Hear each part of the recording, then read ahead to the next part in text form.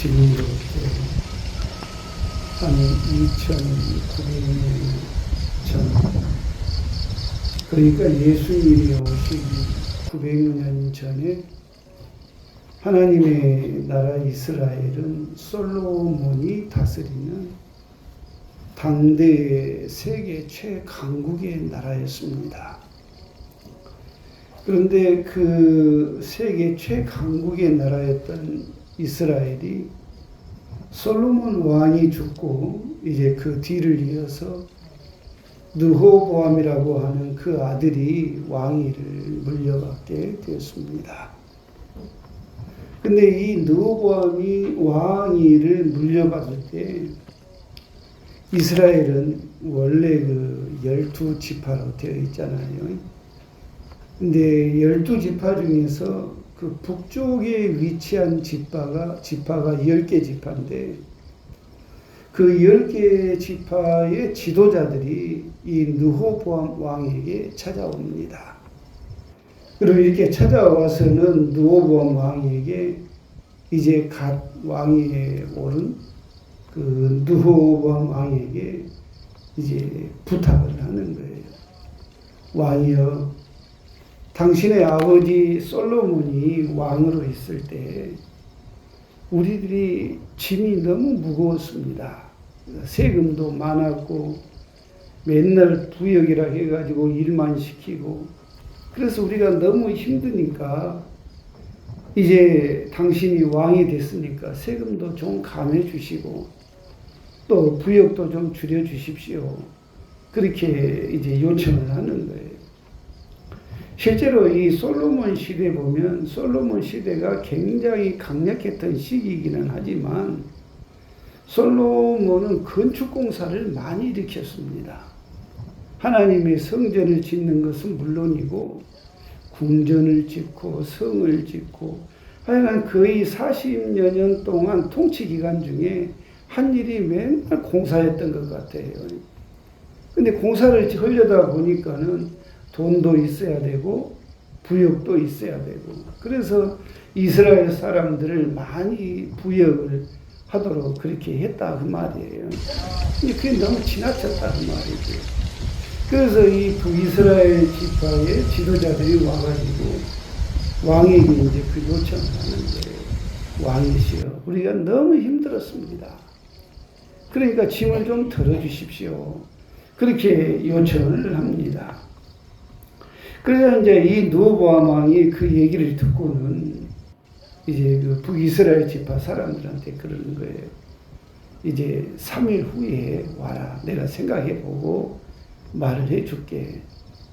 그래서 이제 이 북이스라엘 지도자들이 떠나갔다가 이제 3일 후에 다시 오는데 이때 이 사람들이 왔을 때 이 르호보암 왕이 좋은 말로 좀 해줬으면 좋았을 터인데 이 르호보암 왕이 좀 기분이 좀 나빴던 모양이에요. 그래서 우리가 성경을 보면은 그 이제 자문을 구합니다. 자문을 구하는데 자기 아버지 솔로몬을 섬겼던 신하들한테 물어보니까 신하들은 아버지의 신하들은 그 사람들이 원하는 대로 좀 해 주십시오. 그렇게 얘기를 하는데 뭔가 마음에 걸려요. 뭔가 마음에 들지를 않아요. 그래서 어렸을 때부터 같이 자란 자기 동무들에게 이제 물어보니까 동무들이 이제 아주 안 좋은 자문을 해주는 거예요. 그 안 좋은 자문이 아마 그랬던 것 같아요. 아니 저것들이 감히 왕한테 이리라 저리라 그래. 왕이 된 지 얼마나 됐다고 벌써 왕한테 요구를 하냐. 이게 백성들은 처음에 확 잡아야지 못 잡으면 나중에 말을 듣지 않습니다. 뭐 이런 식으로 자문을 하지 않았을까 싶어요. 그러니까 르호보암이 그 말을 듣고 나서 이제 자기도 상당히 기분이 나빠졌겠죠. 저것들이 대체 나를 어떻게 봤으면 나한테 와서 왕이 되자마자 이래라 저래라 하냐. 이제 이런 생각이 들었던 것 같아요. 그래서 3일 만에 이 사람들이 다시 찾아오니까는 우리가 성경을 보면은 이제 이 르호보암 왕이 이 사람들에게 아주 포악하게 말을 합니다. 뭐라고 얘기를 하냐면 14절에 보면 이렇게 얘기를 해요. 내 아버지는 너희의 멍에를 무겁게 하였으나 나는 너희의 멍에를 더욱 무겁게 할지라. 내 아버지는 채찍으로 너희를 징계하였으나 나는 정갈 채찍으로 너희를 징치하리라 그럽니다. 이 말은 뭔 소리냐면은 내가 우리 아버지보다 너희들을 더 세금도 많이 먹이고 일도 더 많이 시키겠다. 근데 왜 그러느냐? 내가 아버지보다 더 뛰어나다 그 말이에요. 지금 이게요. 그래서 그 앞에 보면 10절에 보면 그렇게 얘기를 합니다. 내 새끼손가락이 내 아버지의 허리보다 굵으니 그러죠. 내가 아버지보다 훨씬 뛰어나다 그 말이에요. 이게 이 이야기를 듣고 있던 이 10지파의 지도자들이 이제 생각을 하는 거죠. 아이가 틀려버렸다. 우리가 저 르호보암을 계속해서 왕으로 섬겼다가는 이 앞으로 우리가 고생길만 열렸다. 차라리 그냥 우리끼리 독립하고 말자. 그러면서 르호보암 왕에게 독립을 선포해버리고 결국에는 이스라엘 중에 북쪽의 10개 지파가 떨어져 나가는, 그래서 독립을 해버리는 이러한 일이 벌어지고 말았다라는 거예요. 그리고 나서 그로부터 이제 거의 200년 동안, 그러니까 723년 북이스라엘이 아수르의 사르곤 2세 왕에게 의해서 멸망하게 되기까지 이 북이스라엘과 남유다 왕국은 계속 전쟁을 벌입니다. 때로는 친하게 지내는 때도 있었지만은 대체로 계속 싸우다가 결국에는 200여 년 후에 북이스라엘이 망해버리고 난 뒤에야 이러한 싸움이 끝나고 말았다라고 하는 거예요. 그런데 우리가 이런 북이스라엘의 얘기를 할 때에 남유다 왕국이나 북이스라엘의 얘기를 할 때 이게 단순히 이스라엘만의 이야기가 아니다라는 것을 우리가 알아야 되겠습니다.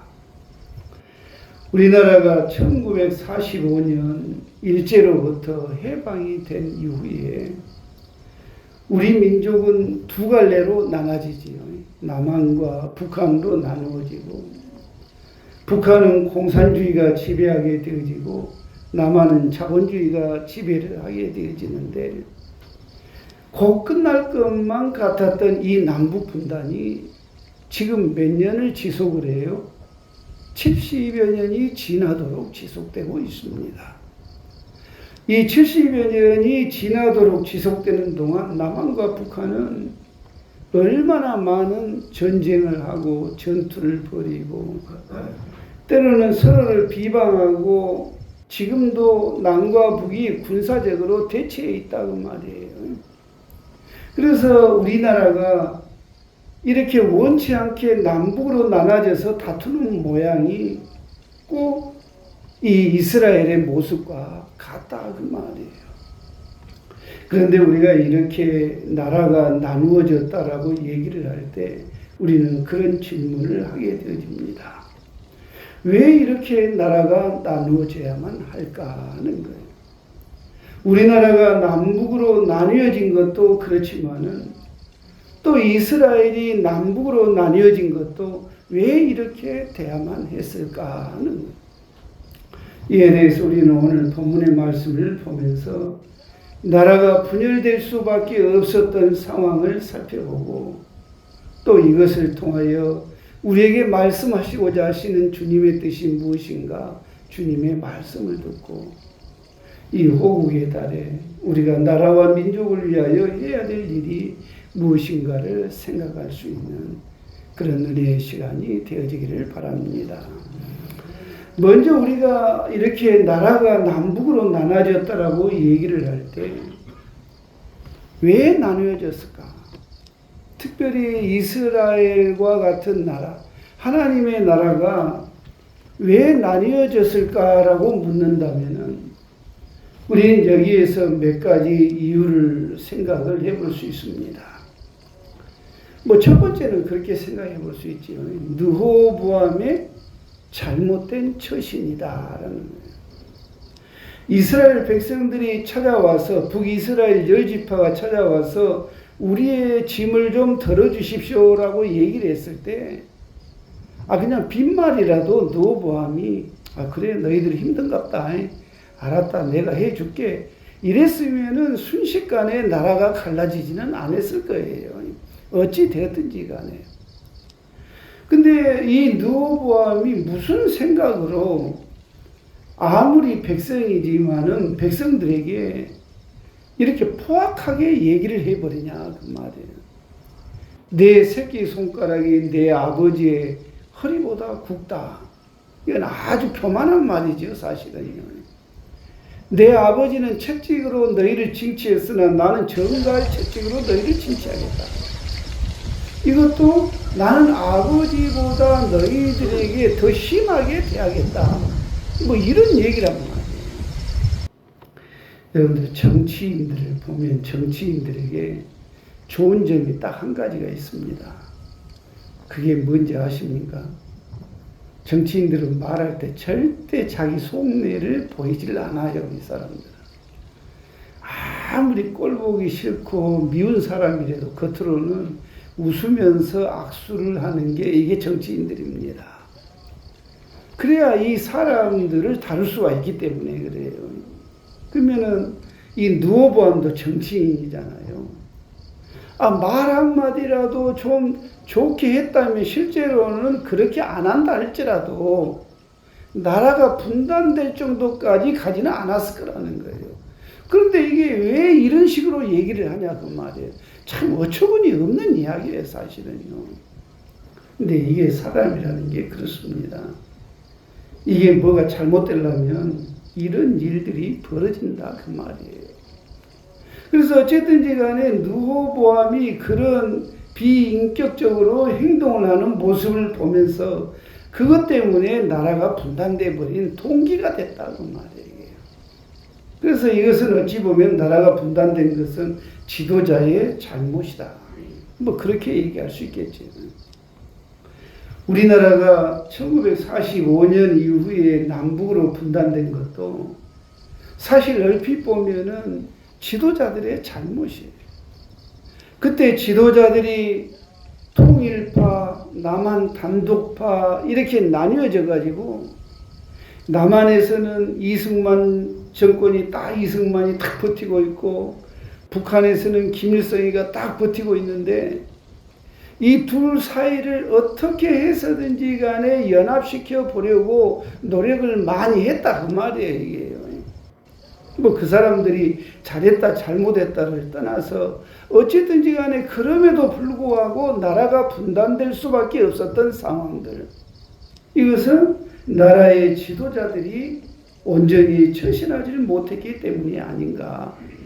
그 방법이 뭐냐라고 물으면은 저도 대답은 못하겠습니다만은 어쨌든 지도자들의 문제가 있었다는 말이에요. 그런 면에서 우리가 항상 어디에서 행동을 하든지 간에 지도자들의 말과 행동, 특별히 우리 교회도 이제 직분자들, 중직자들의 말과 행동, 이러한 것들이 굉장히 중요하다라는 사실을 우리는 볼 수 있다라는 것입니다. 어쨌든 이스라엘이 두 개로 나눠지는 것은 결국 뭐냐면은 이 지도자의 잘못이었다라는 거예요. 말 실수였다라는 겁니다. 그 다음에 두 번째로, 그러나 이렇게 남북이 분단되어진 데는 사실은 더 중요한 이유가 있었습니다. 그 이유는 뭐냐면은 원래부터가 북이스라엘과 남유다는 이게 사이가 안 좋아요. 원래부터가 안 좋아요, 이게. 그 사이가 안 좋은 사건을 우리는 어디에서 보냐면 사무엘서에 보게 되어지면은 사울 왕이 죽고 난 뒤에 다윗이 이제 사울 왕이 쫓아다니다가 죽이려고 하니까 도망 다니다가 이제 사울 왕에서부터 이제 그 안전을 얻었는데, 이때 이 유다 백성들은 다윗을 갖다가 왕으로 세웁니다. 근데 북이스라엘 사람들은 사울의 아들인 이스보셋이라고 하는 사람을 중심으로 북이스라엘을 세워요. 사실 그때부터 이미 둘로 나눠져 있었어요, 이게. 그러다가 그 상황이 몇 년이 가냐면 거의 한 7년이 갑니다. 그런데 그 7년이 간 두 나라를 사실은 누가 연합을 시켰느냐면 다윗이 연합을 시켰습니다. 그러니까 다윗 왕은 사실은 신앙도 좋지만은 정치적인 술수가 역량이 굉장히 좋은 사람이에요, 이 사람이. 그래서 북이스라엘 사람들의 마음을 얻어서 남유다와 북이스라엘을 하나로 묶어놨던 사람이 바로 이 다윗 왕이었습니다. 자, 그래서 우리가 그 성경을 보게 되어지면은 이제 그 다윗이 그 남유다와 북이스라엘을 함께 다스리게 되어지는데, 그러나 실제로 그 이스라엘 사람들의 모습을 보면은 이 남유다와 북이스라엘이 계속 알게 모르게 알력 다툼이 있었어요. 그 오늘날 우리식으로 얘기를 하자면 전라도와 경상도가 이렇게 알력 다툼을 하듯이 이 북이스라엘과 남유다도 계속해서 그런 알력 다툼이 있었다는 말이에요. 그래서 이 다윗의 그 왕가의 다윗의 정부, 우리식으로 얘기하면 정부지요. 정부에는 주요 대신들은 대체로 다 누구냐면은 유다 사람들이에요.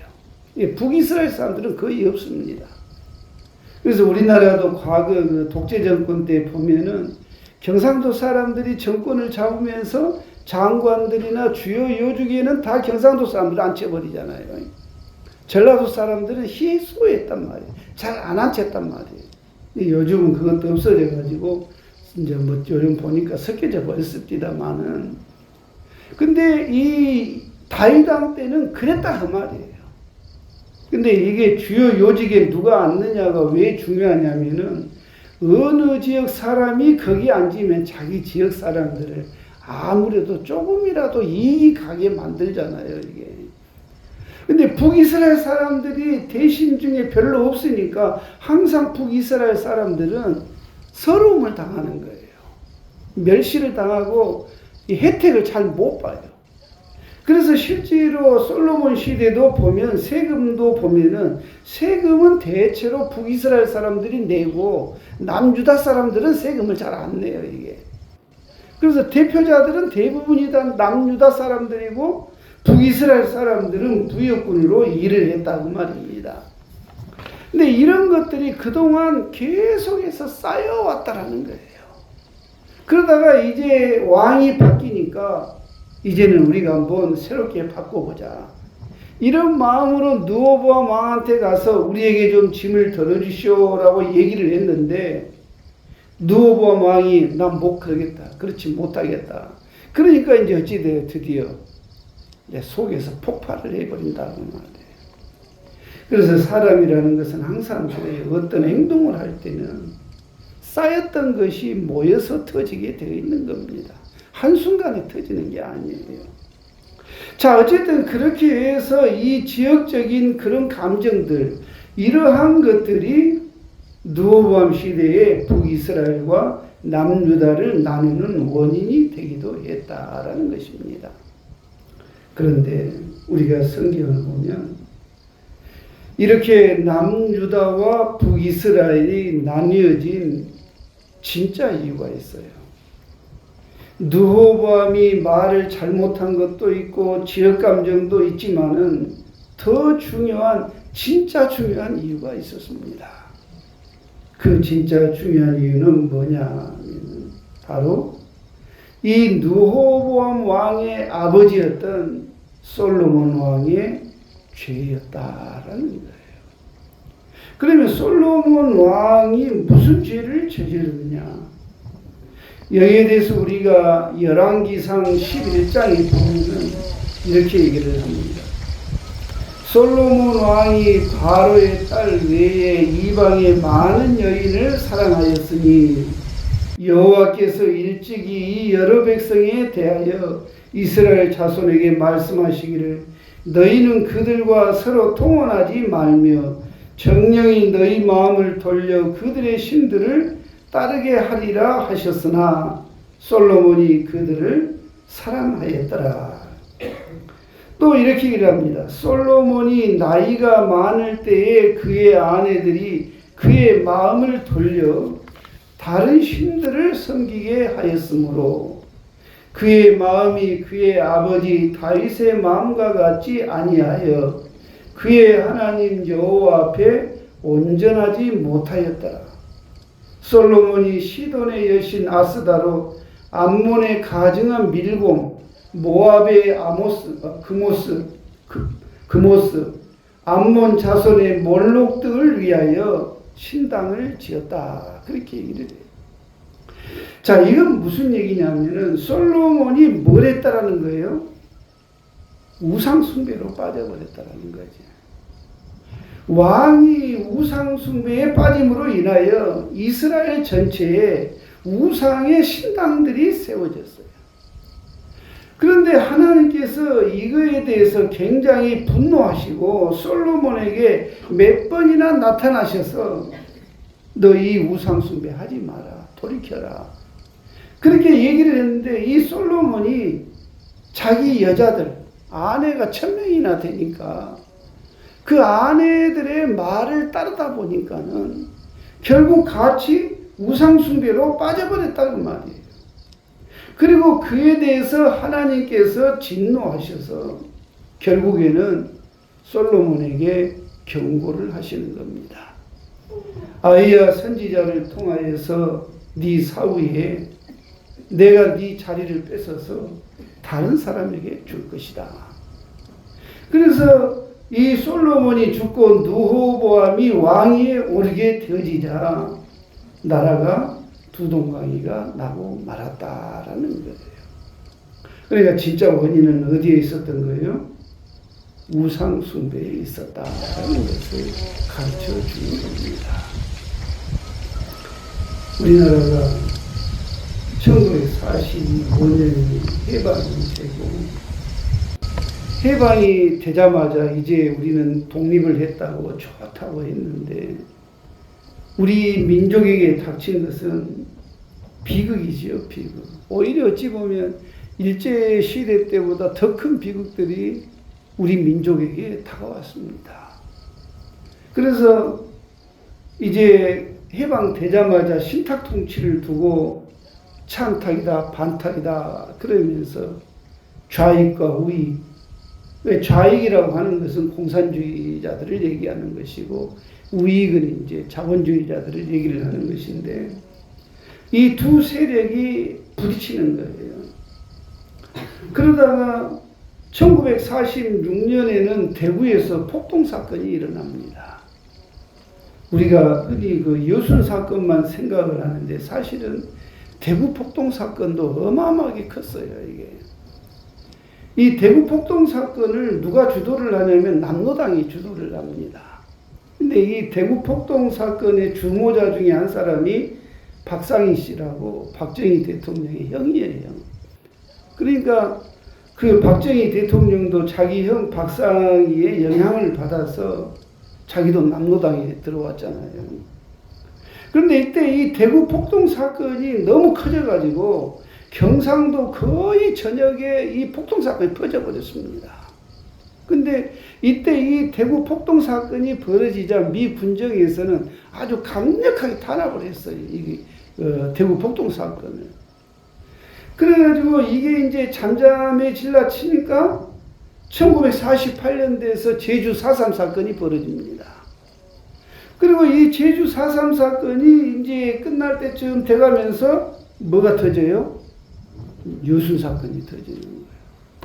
계속해서 좌익과 우익이 부딪히는 겁니다. 이게요. 그래서 이제 여순 사건이 끝나고 좀 지날만 하니까 또 이제 뭐가 터져요?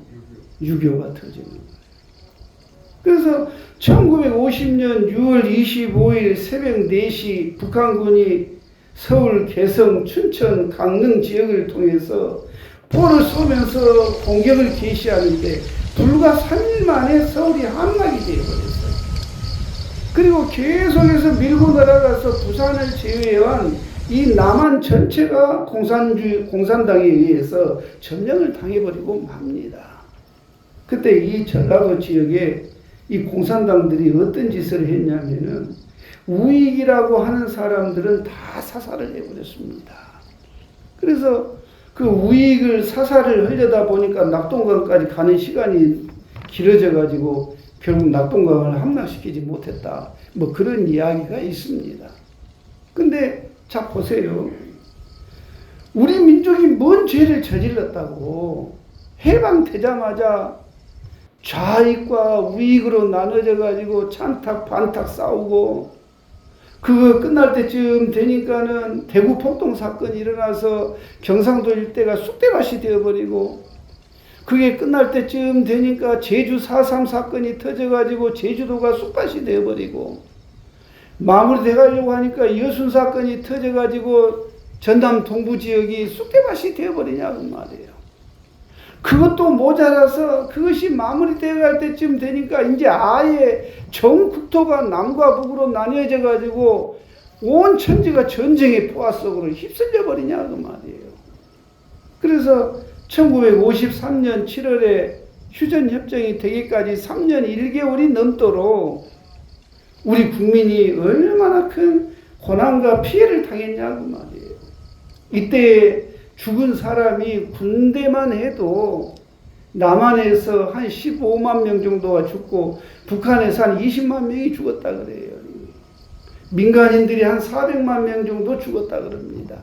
거기다 유엔군까지 합하면 어마어마한 사람들이 죽었다고 말이에요.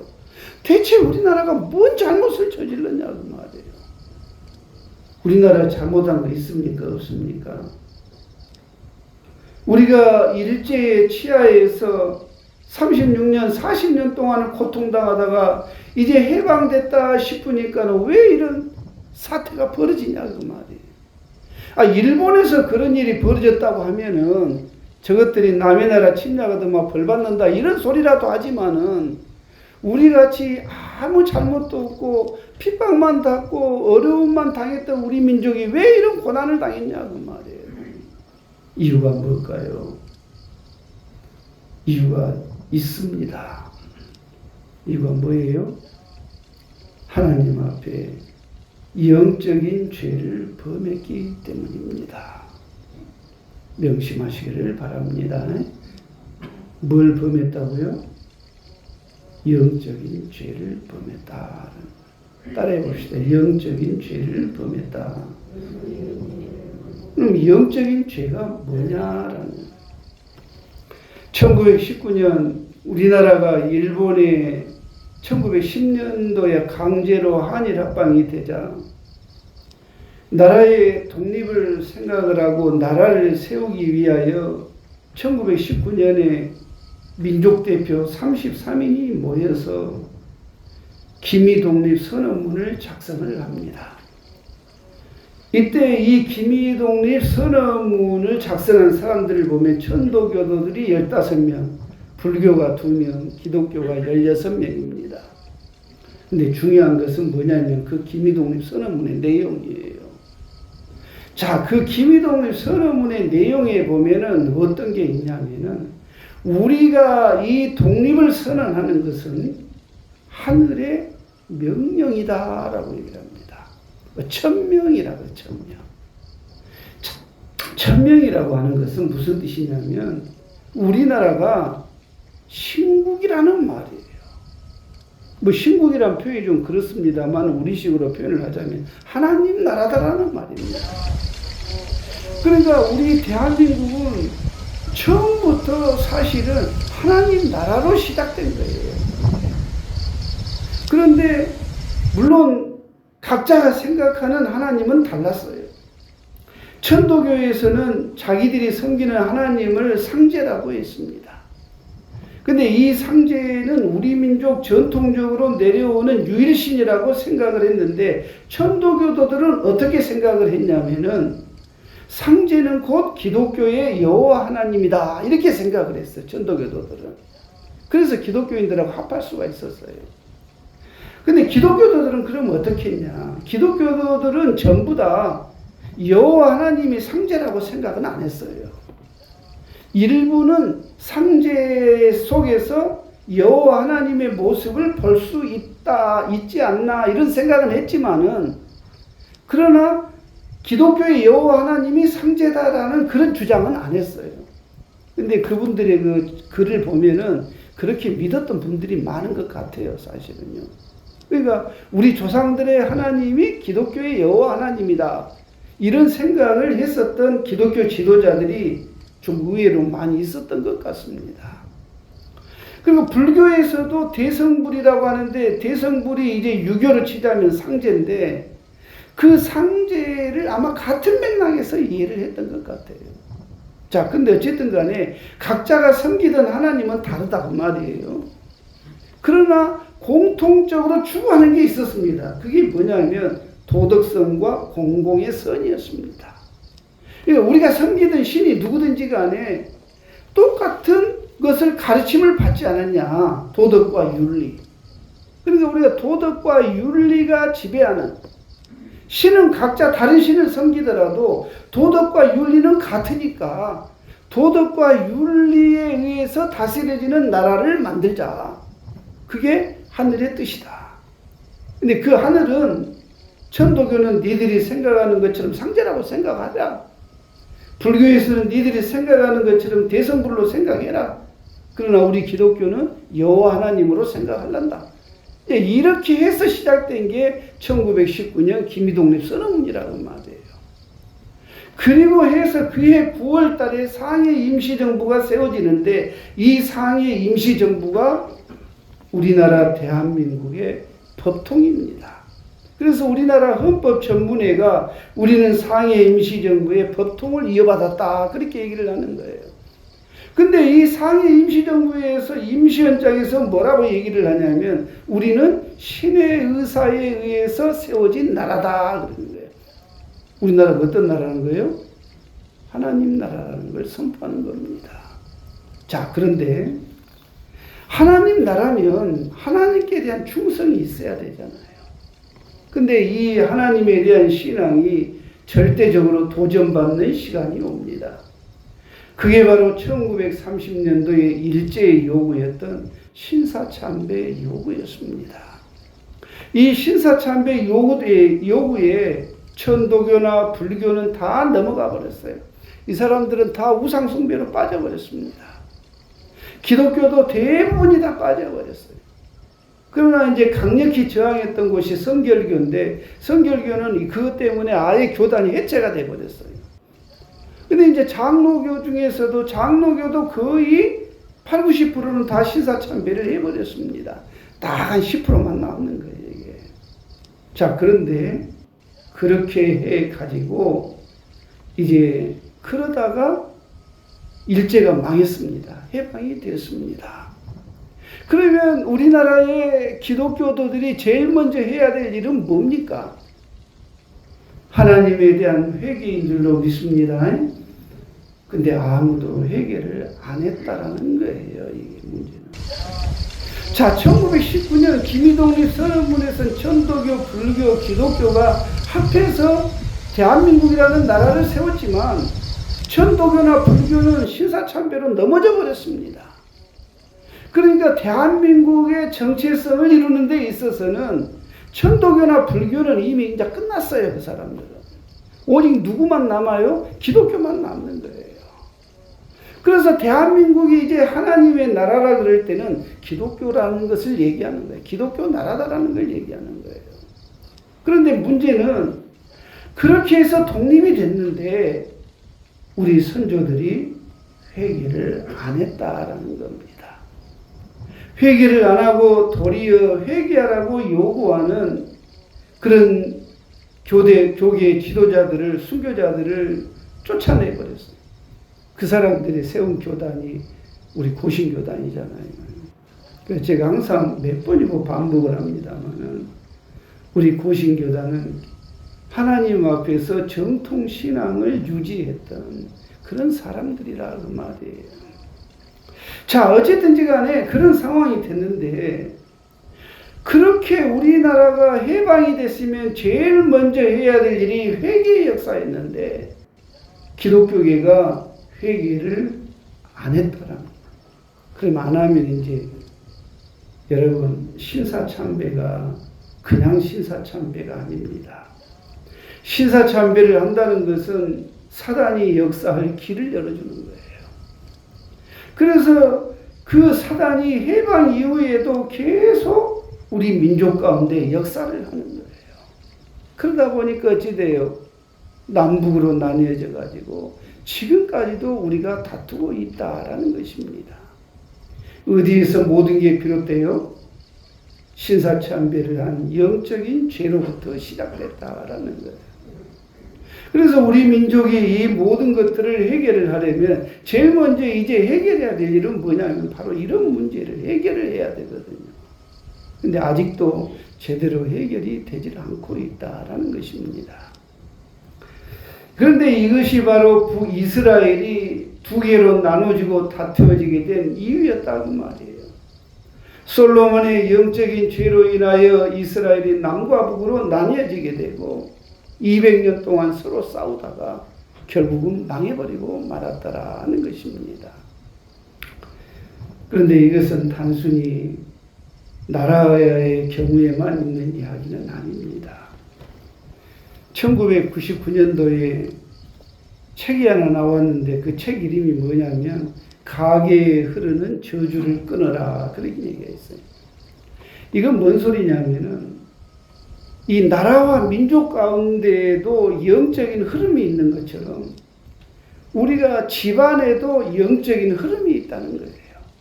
근데 사실은 집안에만 영적인 흐름이 있는 게 아니라 우리 개인에게도 영적인 흐름이 있는 거예요.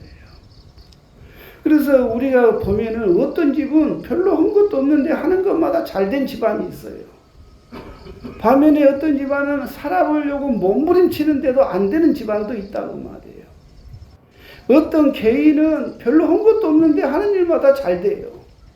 어떤 사람은 아무리 잘해보려고 노력을 해도 안 된다고 말이에요. 그 이유가 뭘까요?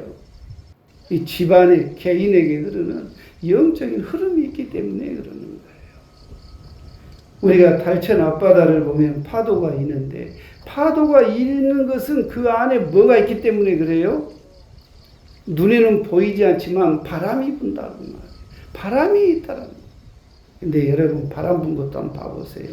바람 분 게 1년 내내 똑같습니까? 다릅니까?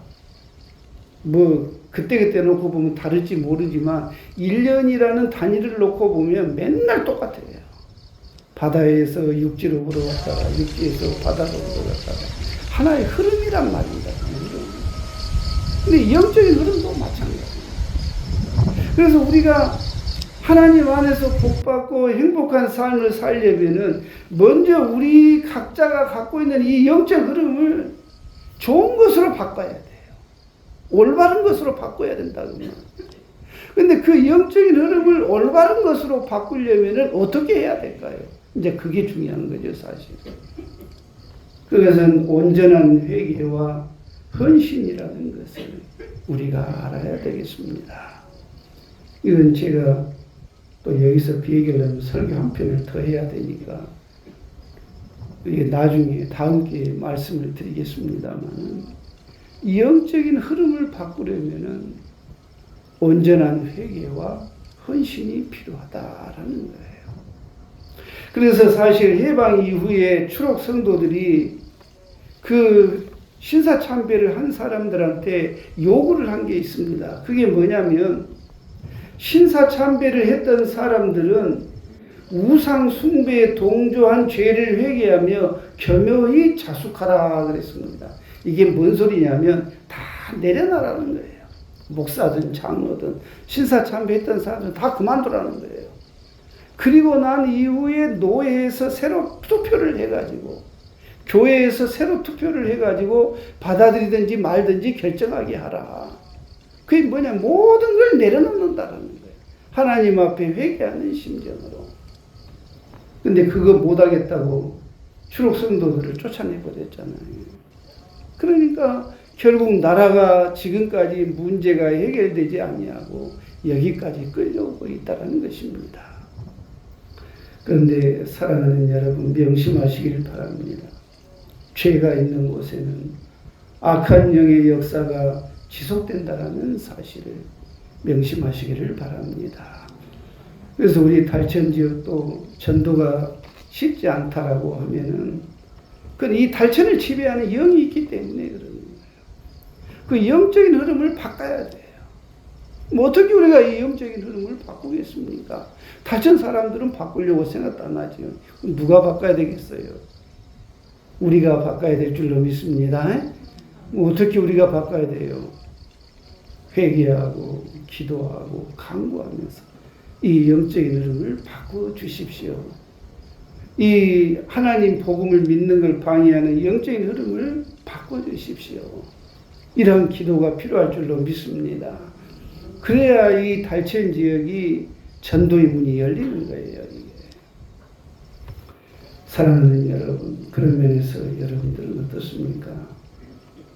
우리가 6월이면 호국의 달이라 그래서 나라와 민족을 위한 설교를 제가 계속하고 있습니다만 나라와 민족도 개인도 가정도 영적인 흐름이 있다는 사실을 생각하고 우리가 돌이켜보아 행여나 잘못한 것이 있으면 하나님 앞에 철저히 회개하고 나아가는 것, 좋은 영적인 흐름으로 바꾸어서 하나님이 우리에게 주시기를 원하시는 놀라운 복을 누리며 살아가는